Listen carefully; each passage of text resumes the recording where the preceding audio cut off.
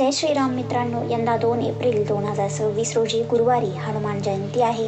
होय, हनुमान जयंती म्हणजेच हनुमान जन्मोत्सव हा हिंदू धर्मातील एक प्रमुख सण आहे, जो भगवान हनुमानाचा जन्मदिवस म्हणून साजरा केला जातो.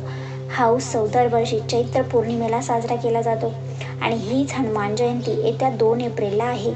आता थोडक्यात आपण हनुमानाची जन्मकथा ऐकू. पौराणिक कथेनुसार माता अंजना आणि केसरी यांच्या पोटी पवनदेवाच्या आशीर्वादाने हनुमानाचा जन्म झाला. हनुमानाला शंकराचा अवतार मानला जातो. हनुमान हे शक्ती, भक्ती, बल, बुद्धी आणि निष्ठेचे प्रतीक आहेत आणि याहून सर्वात श्रेष्ठ म्हणजे श्रीरामचंद्रांचे परमभक्त आहेत. महाराष्ट्रात या दिवशी सकाळी सर्व लोक लवकर उठतात आणि सूर्योदयाच्या वेळी किंवा सूर्योदयाच्या पूर्वी मंदिरामध्ये जातात, हनुमानाचा पालना हलवतात. असं म्हटलं जातं की हनुमानाचा जन्म सूर्योदयापूर्वी झाला होता, म्हणून पहाटेचा काळ पूजेसाठी महत्त्वाचा आहे. आता आपण हनुमान पूजेसाठी योग्य काळ म्हणजे मुहूर्त काय आहे 2 तारखेला हे बघूया. यंदा पौर्णिमा तिथी सुरू होत आहे 1 मार्च 2026 रोजी बुधवारी सकाळी 7:06 आणि पौर्णिमा समाप्तीची वेळ आहे 2 एप्रिल 2026 रोजी गुरुवारी सकाळी 7:41 उदय तिथीनुसार म्हणजे सूर्योदयाच्या वेळी असणाऱ्या तिथीलाच म्हणजे 2 एप्रिललाच हनुमान जन्मोत्सव साजरा केला जाणार आहे. आता आपण 2 तारखेला कोणकोणते योग्य आणि शुभ मुहूर्त आहे पूजेसाठी हे बघूया. पहिला मुहूर्त आहे ब्रह्ममुहूर्त. पहाटे 4:30 पासून ते 5:25 पर्यंत हा मुहूर्त असणार आहे. त्या मुहूर्तात केलेली पूजा, साधना, विधी संपूर्ण फळ देणारी असते. त्यामुळे या काळात तुम्ही श्री हनुमानाची पूजा करू शकता, सेवा करू शकता. त्यानंतरचा काळ आहे सकाळचा. सकाळी 6:10 पासून ते 7:41 पर्यंत. या काळातही पौर्णिमा अस्तित्वात आहे, त्याच्यामुळे या काळात पूजा केलेली अत्यंत शुभ आणि शक्तिशाली मानले जाते. आणि जर तुम्हाला सकाळीही वेळ मिळाला नसेल पूजेसाठी तर अभिजित मुहूर्तावर पूजा करू शकता.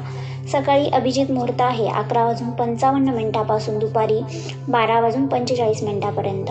ज्यांना सकाळी दुपारीही वेळ मिळाला नाहीये पूजेसाठी त्यांनी संध्याकाळी पूजा करावी. संध्याकाळी मुहूर्त आहे 6:30 ते 8 वाजेपर्यंत.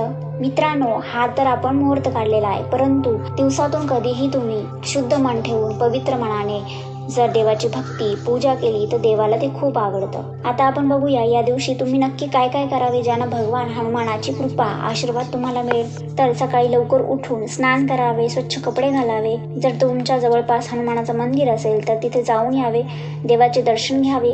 देवाला प्रसाद स्वरूपात लाडू, गुळ फुटाण्याचा प्रसाद अर्पण करावा किंवा नारळ फोडावा. हनुमानाच्या मूर्तीला सिंदूर किंवा शेंदूर अर्पण करावा. हनुमान जयंतीच्या दिवशी हनुमान चालीसा म्हणावी, हनुमान अष्टक म्हणावे, बजरंग बाण म्हणावे किंवा सुंदरकांडाचं पठण करावं. आणि लक्षात ठेवा, हनुमानाच्या पूजेच्या आधी एकदा जय श्रीराम नक्की बोला, ज्याने हनुमानजी अधिक प्रसन्न होतील. तसेच पूर्ण दिवसभर राम नाम जप करा किंवा हनुमान मंत्र जप करा. अनेक भक्त या दिवशी उपवास करतात. या दिवशी हनुमानाला तुम्ही प्रसाद रूपी केळीही ठेवू शकता. फळांमध्ये केळी हनुमानाला विशेष प्रिय आहेत. तसेच जमले तर लाल रंगाची फुले देवाला अर्पण करा, कारण लाल रंग देवाला खूप आवडतो. जर तुम्ही हनुमानाला सिंदूर किंवा सेंदूर अर्पण करणार असाल तर नेहमी चमेलीच्या तेलात मिसळून अर्पण करावा. याचा सुगंध आणि गुणधर्म हनुमानाला खूप प्रिय आहे. हनुमान जयंतीला हनुमानाला आवडणाऱ्या रुईच्या पानांची माळ अर्पण करावी.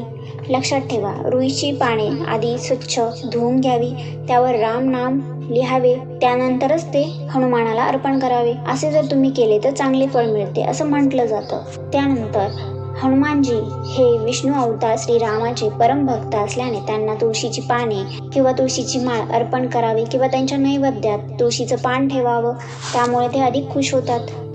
तर मित्रांनो, कशी वाटली तुम्हाला ही आजची साधी सोपी माहिती? आशा आहे तुमच्या उपयोगी पडेल. आणि जर व्हिडिओत काही चूक झाली असल्यास माफी असावी. तुम्हाला जर व्हिडिओ आवडला असेल तर लाईक करा, सबस्क्राईब करा आणि कमेंट बॉक्समध्ये नक्की लिहा जय श्रीराम, जय हनुमान.